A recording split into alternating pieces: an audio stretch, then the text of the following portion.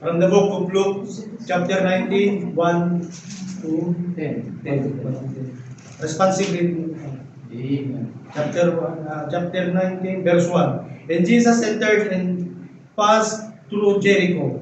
And behold, there was a man named Zacchaeus, which was the chief among the publicans, and he was rich. Verse 3. And he sought to see Jesus who he was, and could not for the press, because he was little of stature.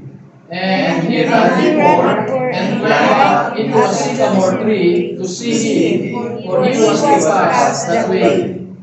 And when Jesus came to the place, he looked up, and he saw him, and he said unto him, Zacchaeus, make haste and come down, for the day I must abide on thy house, at thy house. And he made haste and came down and received him joyfully.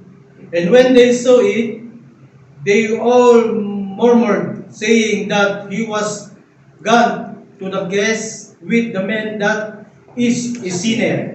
And Zacchaeus stood and said unto the Lord, Behold, Lord, the half of my goods I give to the poor. And if I have taken anything from any man by false accusation, I restore him fourfold.